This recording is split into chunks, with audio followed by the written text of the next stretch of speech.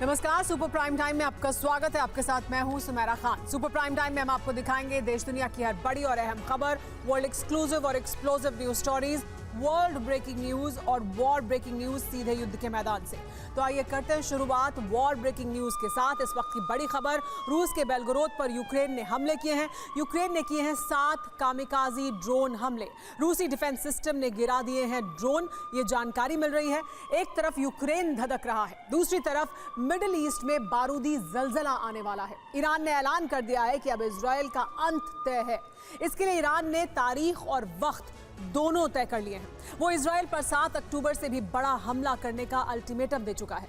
उधर इजराइल ने भी विध्वंसक पलटवार की तैयारी कर ली है, जिसमें टारगेट पर ईरान के परमाणु सेंटर हैं। यानी एक भी एटमी सेंटर पर इजराइल की मिसाइल गिरी तो ईरान में रेडिएशन का ऐसा तूफान आएगा जिससे जबरदस्त तबाही मचेगी। ऐसा हुआ तो मिडिल ईस्ट को तीसरे विश्व युद्ध का एपिसेंटर बनने से कोई नहीं रोक सकता।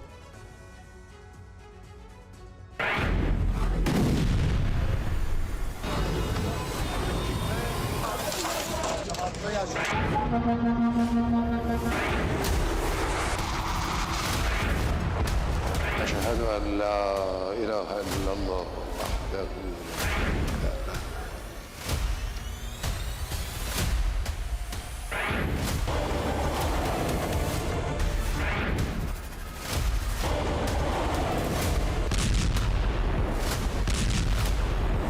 अब इजराइल ने ठान लिया है कि वो न सिर्फ ईरान के समर्थित संगठनों का खात्मा करेगा, बल्कि उसकी मदद करने वाले देशों से भी टकराएगा।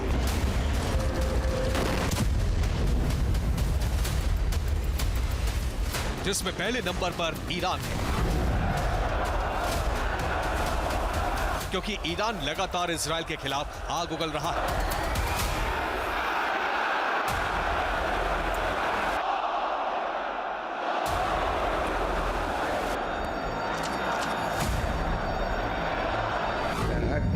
ईरानी इस्लामिक मुल्कों को इजराइल के खिलाफ न सिर्फ उकसा रहा है, बल्कि इस्लामिकों को इजराइल पर हमले के लिए कह रहा है।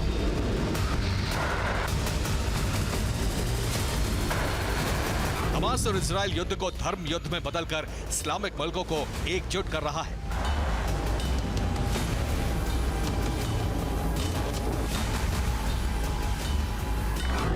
इसलिए इजराइल ने एक खुफिया तैयारी की है। द सन की रिपोर्ट से खुलासा हुआ है कि इजराइल ईरान के खिलाफ युद्ध की तैयारी कर चुका है। सीरिया में ईरानी दूतावास पर हमला उसका ट्रेलर था, लेकिन तबाही की पूरी फिल्म अभी बाकी है, जिसमें टारगेट पर ईरानी एटमी रिएक्टर है। इजराइल को पक्का यकीन है ईरान या तो परमाणु बम बना चुका है या बनाने के बेहद करीब है। इजराइल ने ईरान के परमाणु संयंत्रों को तबाह करने की पूरी तैयारी कर ली है, जहां मिसाइल अटैक करके ईरान के मंसूबों को रौंदने की कोशिश होगी।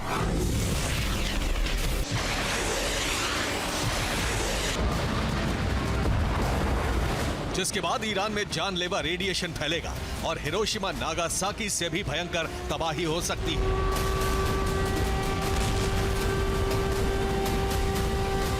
अब समझिए इजराइल इतना भीषण हमला क्यों करने की तैयारी में है। दरअसल इजराइल को मोसाद से इनपुट मिला है कि ईरान इजराइल पर 7 अक्टूबर जैसा हमला करने की फिराक में है।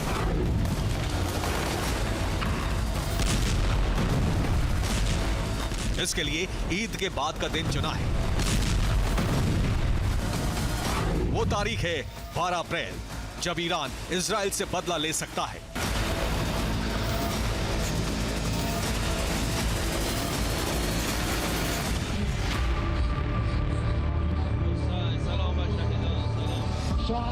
और ईरान के इरादे तब जाहिर हो गए थे जब खामनेई के दरबार में हजारों लोग पहुंचे थे, जिसमें आर्मी चीफ से लेकर IRGC कमांडर भी थे। और वो ताबूत भी जिसमें उन 7 कमांडर्स के शव थे जो इजरायली हमले में मारे गए। अशहदु अन्ना मुहम्मदन अब्दुहु मुहम्मदन व आल मुहम्मद। उसके ठीक 5 दिन बाद फिर से खामनेई के दरबार में लोग जुटे। मौका ईद का था, लेकिन वहां जुटे लोगों की आंखों में आक्रोश साफ दिख रहा है।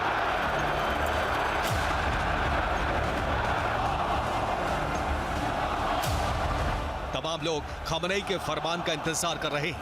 बस आदेश मिले और इतना विध्वंसक बदला लिया जाए जो इजराइल सालों तक याद रखे।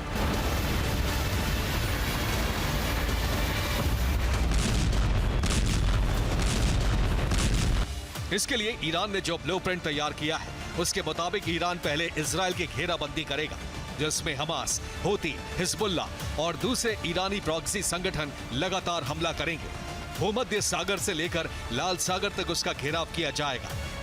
जहां इजराइल के सैन्य ठिकानों पर हमला होगा, वहीं लाल सागर में टास्क फोर्स को खदेड़ने की तैयारी है। इसी बीच मौका पाकर ईरान मिसाइल अटैक कर देगा। इस बारे में इजराइल के रक्षा मंत्री ने भी आगाह किया है। इजरायली सेना ईरान को जवाब देने के लिए तैयार है। अगर परिस्थितियां ईरान से युद्ध में बदलती हैं, हम IRGC और ईरान को एक मानते हैं, जिनके समर्थन से हमास और हूती लड़ाकों से ताकत मिल रही है। इसके जवाब में ईरान के सुप्रीम लीडर खमेनी ने कहा है, तेहरान याद रखेगा वो तारीख जब ईरान बदला लेकर इजराइल और इस युद्ध का अंत कर देगा।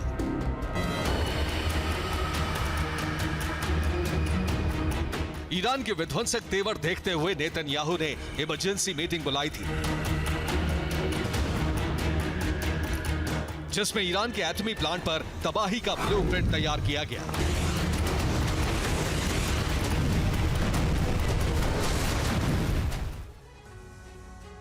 इजराइल ने ईरान के 5 एटमी सेंटर की लिस्ट तैयार की है जहां वो हमला कर सकता है, जिसमें पहला है फोर्डो न्यूक्लियर एनरिचमेंट प्लांट, जो 2009 से ऑपरेशनल है, चट्टानों के नीचे बना है, जिसकी तेल अवीव से दूरी 1842 किलोमीटर है।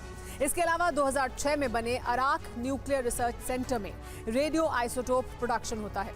ये तेल अवीव से 1712 किलोमीटर दूर है, जबकि नतांज भी न्यूक्लियर एनरिचमेंट प्लांट है, 2004 से चट्टानों के नीचे ऑपरेशनल है। इसकी तेल अवीव से दूरी 2027 किलोमीटर है।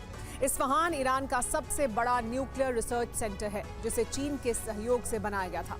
वहां 3000 से ज्यादा साइंटिस्ट काम करते हैं। इसकी तेल अवीव से दूरी 1982 किलोमीटर है। 5वां target Bushehr nuclear power plant है, जिसे 2010 में रूस के सहयोग से बनाया गया था। इसकी तेल अवीव से दूरी 2072 किलोमीटर है।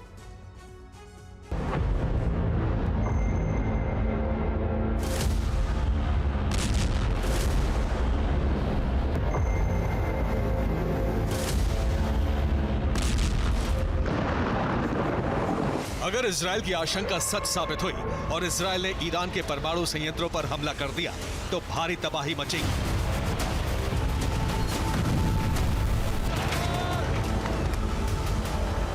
ऐसे में तीसरा विश्व युद्ध का एपिसेंटर मिडिल ईस्ट बन सकता है।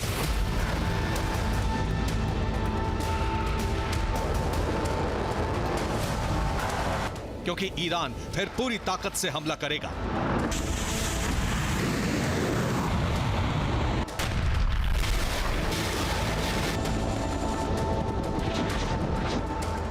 इजराइल के एटमी सेंटर पर हमले की आशंका को देखते हुए ईरान ने अलर्ट जारी कर दिया है। ईरान ने धमकी दी,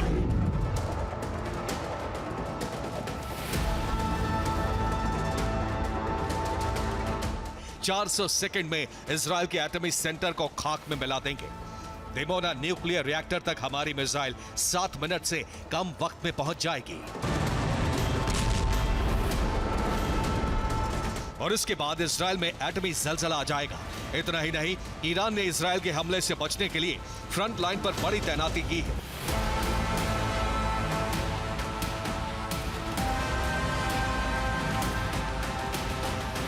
अमेरिकी खुफिया रिपोर्ट से खुलासा हुआ है कि ईरान स्वार्म ड्रोन बटालियन तैयार कर रहा है।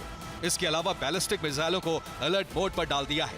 एयर डिफेंस सिस्टम बाबर को अहम ठिकानों पर तैनात करना शुरू कर दिया है। वॉरशिप पर लॉन्ग रेंज मिसाइल तैनात की जा रही है। IRGC के कमांडर तेहरान में अंडरग्राउंड बंकर में जा पहुंचे हैं। लोगों को सतर्क रहने की एडवाइजरी जारी कर दी गई है।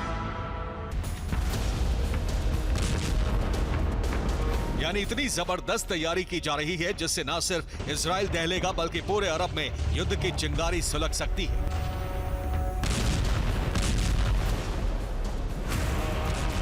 खास बात यह है कि ईरान का साथ देने के लिए रूस, चीन और नॉर्थ कोरिया साथ जरूर आएंगे। इन चारों ने मिलकर ऐसा विध्वंसक गठबंधन बना लिया है जो अमेरिका की तबाही का फरमान है। और इसका खतरा यूरोपियन यूनियन के चीफ ने जताया है। अगर मिडिल ईस्ट में युद्ध शुरू हुआ तो उसकी जद में पूरा यूरोप सुलग उठेगा। Bureau report, TV9 Bharat.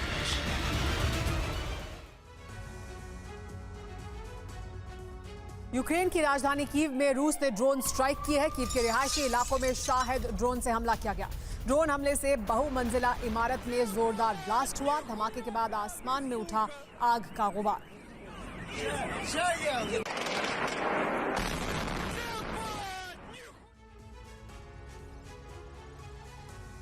Kharkiv पर रूसी झंडा फहराने वाला है। खार्किव जेलेंस्की के हाथ से जाने वाला है।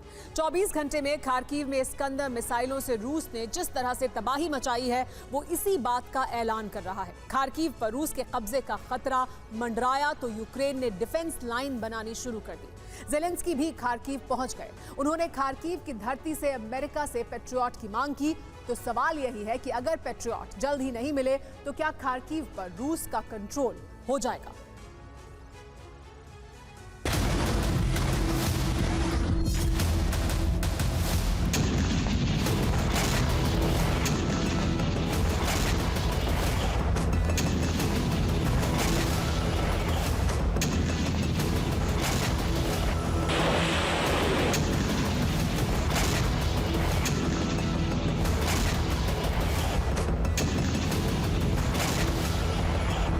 यूक्रेन का बचना अब असंभव हो गया है।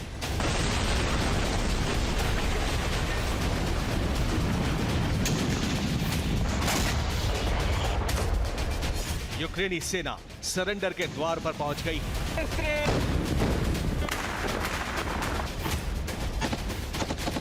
रूस जिस तरह से हमले कर रहा है उससे यूक्रेनी फोर्स किसी भी वक्त हथियार डाल सकती है।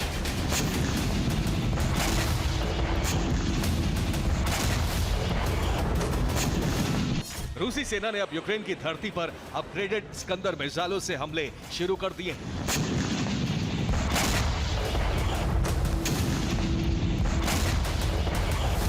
रूसी सेना खार्किव और ओडेसा पर कब्जा करना चाहती है और इसीलिए उसके हमले तेज हो गए हैं। हमले नए हथियारों से किए जा रहे हैं, वो नए हथियार जिन्हें यूक्रेनी एयर डिफेंस सिस्टम इंटरसेप्ट नहीं कर पा रहे।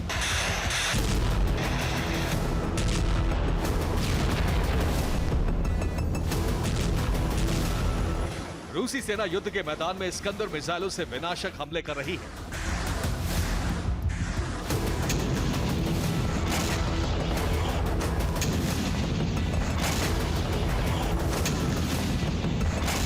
स्कंदर मिसाइलों से एक दो नहीं बल्कि कई फ्रंट पर ताबड़तोड़ धमाके किए जा रहे हैं।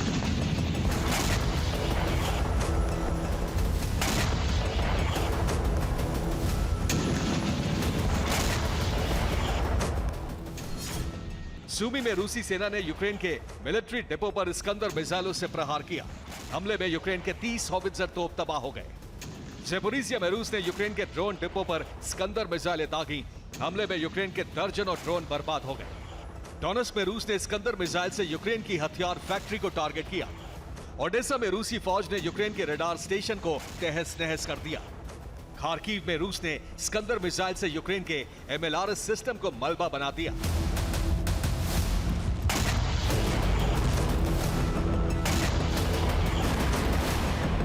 सबसे भीषण लड़ाई खार्किव में हो रही है। रूसी सेना खार्किव पर कब्जा करने के लिए हमला कर रही है तो यूक्रेनी सेना इसे बचाने में जुटी है। यही वजह है कि खार्किव की धरती पर बहुत बड़ा विनाश हो रहा है।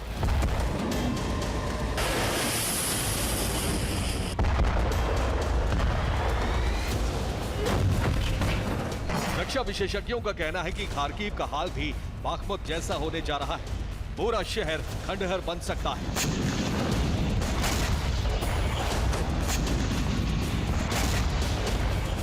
खार्किव को बचाने के लिए यूक्रेन ने डिफेंस लाइन तैयार की है। खार्किव में यूक्रेनी सेना की तैयारियों का जायजा लेने खुद यूक्रेनी राष्ट्रपति जेलेंस्की पहुंचे। जेलेंस्की ने ऐलान किया कि उनकी सेना खार्किव को बचाने में जी जान से जुटी है। Пишаюся нашими харків'янами. Я вдячний кожному і кожній, хто цими тижнями працював, щоб дати Харкову області більше електрики, щоб дати більше захисту від російських ударів. Доповідали щодо фізичного захисту енергооб'єктів, відновлення мереж. Зараз створюються всі необхідні.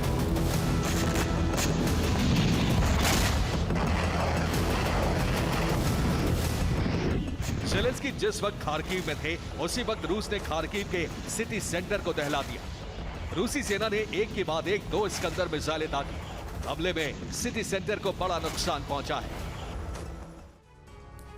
सवाल यही है कि खार्किव की जंग इतनी विध्वंसक क्यों हो गई है? खार्किव के लिए रूस और यूक्रेन जी जान से क्यों लड़ रहे हैं?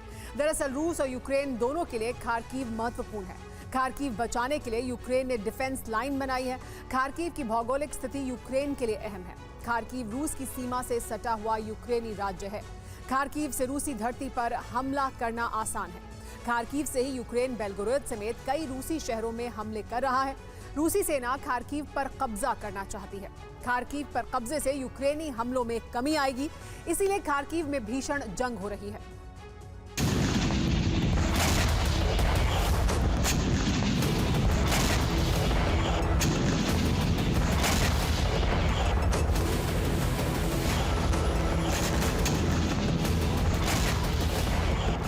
खार्किव में रूसी सेना सिर्फ स्कंदर मिसाइलें ही नहीं दाग रही है, बल्कि क्रूज मिसाइलें और ड्रोन से भी हमले कर रही है।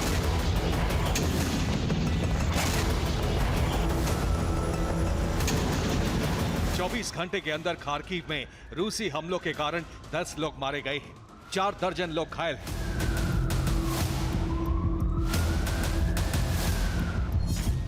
यूक्रेन का दावा है कि रूसी सेना ने रात में 20 से ज्यादा शाहिद ड्रोन दागे। यूक्रेनी एयर डिफेंस ने 11 ड्रोन को इंटरसेप्ट कर लिया।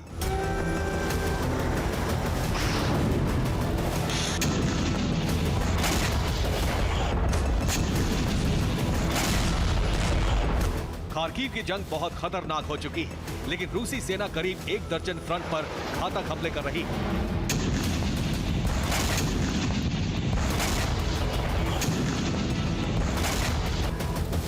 डोनेस्क में रूसी सेना ने यूक्रेन के ग्राउंड ऑपरेशन सेंटर को तबाह कर दिया। डोनेस्क में ही रूसी सेना ने यूक्रेन के हथियार हैंगर पर हमला किया। यूक्रेन के टैंक और सैन्य वाहन जल गए। निकोलेव में मिसाइल हमला कर रूस ने यूक्रेन के पावर स्टेशन को जला दिया।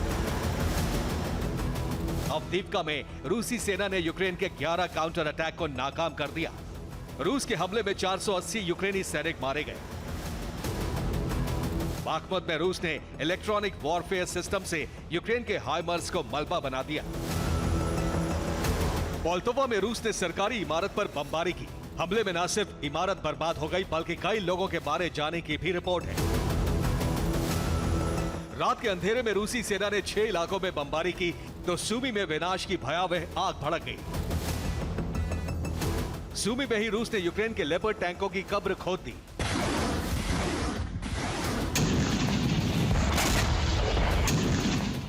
रूसी सेना की आक्रामकता बता रही है कि यूक्रेन के अस्तित्व पर अब तक का सबसे बड़ा संकट मंडरा रहा है।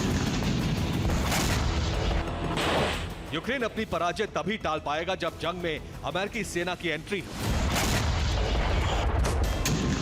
लेकिन युद्ध में बाइडेन ब्रिगेड उतरेगी या नहीं, यह अब तक साफ नहीं हो सका है। अगर युद्ध में सुपर पावर की सेना नहीं आई तो पुतिन सेना यूक्रेन का रूस में विलय कर सकती है। Bureau report, TV9, Bharatvarsh.